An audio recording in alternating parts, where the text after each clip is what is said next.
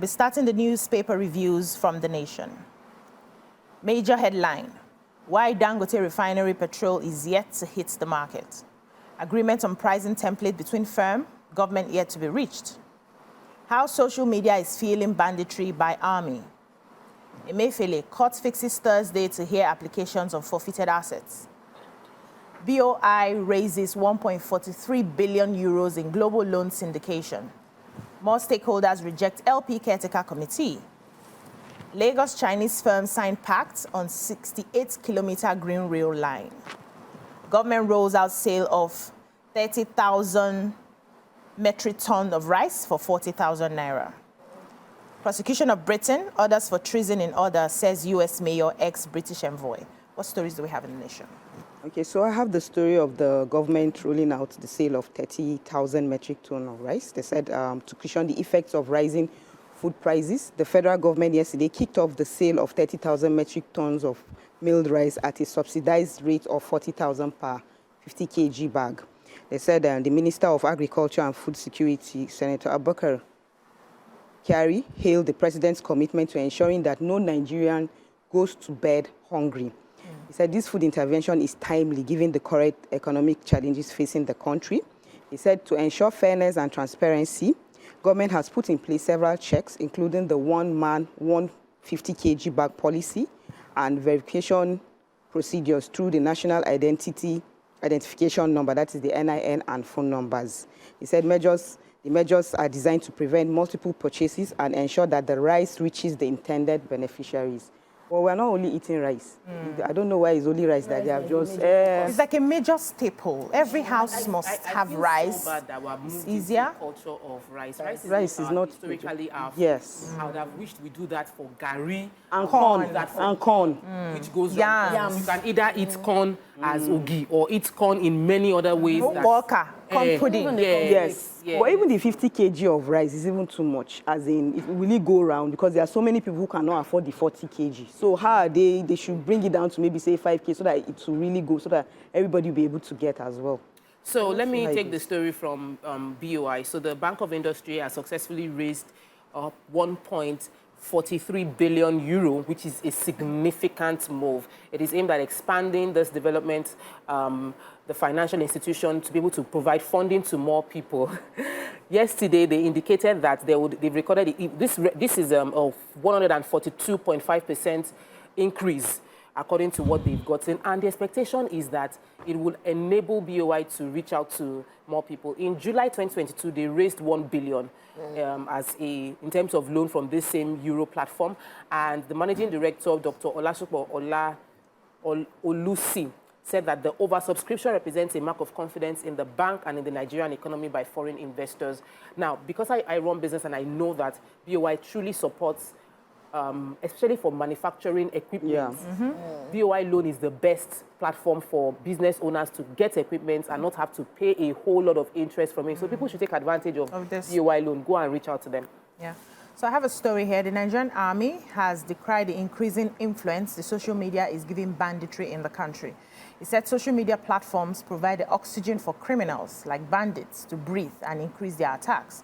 The Army Chief of Civil Military Affairs, Major General Nosakire Ugbo, spoke during the Nigerian Army social media seminar, which was tagged Harnessing the Social Media for National Security and Development. This happened in Katsina yesterday. And he said that the seminar was meant to promote interactions between the social media platforms and the Army. He stressed that the Nigerian Army needed the cooperation of social media platforms to be on the same media page with the people. He went ahead to say, and I quote, "The general idea is to dominate the social media space, to ensure they unite and engage freely with the Army. This is because it's critical battle for arts and the mind to get together to fight banditry. The social media operators must, in their words, action or inactions, resonate at far and near and shape our national security rather than potentially undermine our collective resolve for a united, peaceful nation." So they are talking about how they can strengthen the bond between the army, the community, and social media. I'm wondering how the army is going to handle this. Do they have social media departments in the army, for instance? How are they going to be up to date on what's happening? Because, you know, social media goes like this. The news, it keeps moving just like that. They also said 5 persons comprising 2 soldiers and 3 civilians were injured. And 3 bandits abducted when bandits attacked Magama Jibia border town in Jibia local government area of Katsina State Wednesday night. I said a member of the Jibia Security Committee spoke in confidence and told the nation that they had a telephone chat that the bandits overpowered the security personnel who were deployed to repel them. Yeah, that's a painful one. So let's move on now to the Punch. Major headline: NNPC ties Dangote petrol price to forex rate. NNPC begins lifting Dangote Refinery petrol September 15. Vessels begin offloading, queues worsen. 63 TCN towers destroyed in 8 months, according to the federal government. Massive flooding to hit 7 states soon, says government. ICPC grills Ngige over NSITF contracts. Terrorism financing, police to quiz Ajero September 25th. PSP officials condemn members' arrest over land dispute. Reps back ban on under 18 SSCE UTME candidates.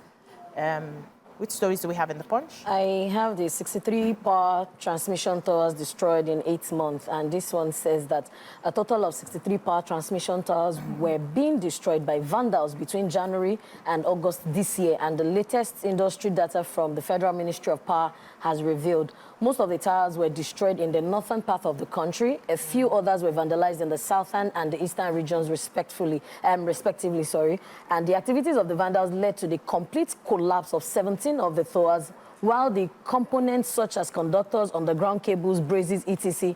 of the remaining towers were carted away by the miscreants. And the regions affected, some of the towers affected was around, we have towers in Jos, Bichi, single circuit transmission line along Bauchi, Yelwa, and Gwalameji was collapsed by vandals. The towers in Gombe, Damaturu transmission area. We also have around Damaturu, Maiduguri transmission line. That's in Bauchi, Molai. And we have the Bauchi-Gombe line located in Bauchi town. 4 towers, including tower 450, 452, 453, and 455 were vandalized, and some members of the towers were removed.